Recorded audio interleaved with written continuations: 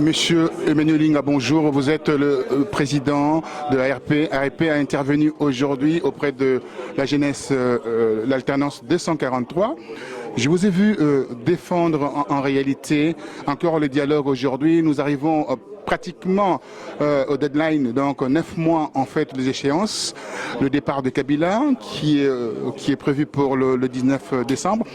Comment cet acharnement, qu'est-ce que vous avez comme acharnement par rapport à cette affaire de dialogue?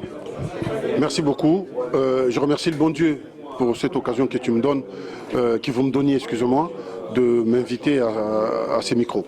Alors, pour entrer dans le vif du sujet, nous disons ceci. Nous acceptons le principe de dialoguer. Le principe de dialoguer n'est pas un mauvais principe. C'est un bon principe. C'est un principe, je dirais même, religieux. Mais seulement, derrière ce principe, il faut y mettre des contenus.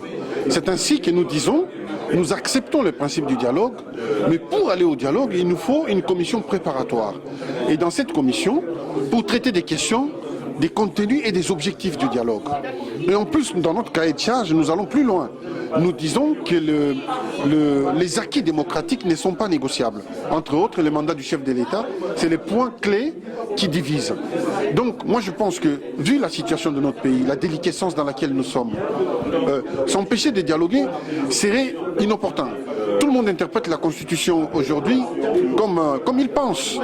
C'est une question, une bataille juridique, et vous savez très bien que nous resterons dans la théorie. Dans la pratique, les Congolais veulent vivre en paix, ils veulent manger, ils veulent envoyer leurs enfants à l'école et retrouver la dignité.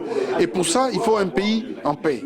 Et pour créer cette paix, nous pensons très sincèrement que le principe du dialogue n'est pas mauvais. Mais maintenant, il reste qu'à savoir quels sont les contenus.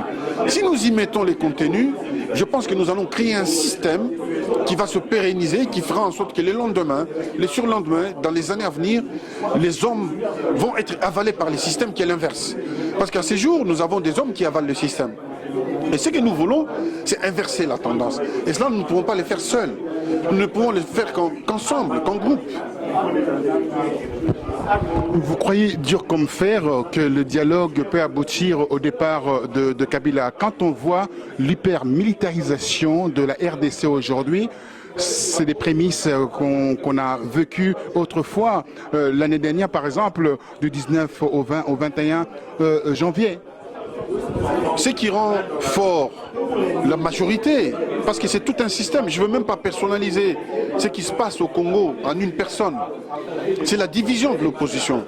L'opposition n'a pas une position claire, c'est-à-dire le combat politique dans ces moments clés devrait être incarné par une personne et tous les grands leaders s'aligner derrière cette personne avec un cahier des charges clairement défini pour expliquer à nos compatriotes l'essence de notre combat. Mais nous voyons très bien que la plupart de ceux qui sont leaders soi-disant sont dans une démarche de positionnement personnel. Parce que qu'est-ce qui se passe concrètement? Le Sénat aujourd'hui n'a plus son mandat et les leaders de l'opposition qui ont les sénateurs encore en fonction devraient leur demander de démissionner. C'est d'abord, ils devraient commencer à respecter l'esprit de la Constitution par eux-mêmes. Ils devraient également démissionner de l'Assemblée nationale pour paralyser la machine de l'État, afin de pousser l'État, n'est-ce pas, à créer des conditions d'organisation des élections apaisées. Mais les parlementaires ne les font pas. Ce qui devrait se discuter dans l'hémicycle, eux, ils laissent l'hémicycle parce qu'ils sont des élus du peuple. Ils quittent l'hémicycle pour venir dans la rue.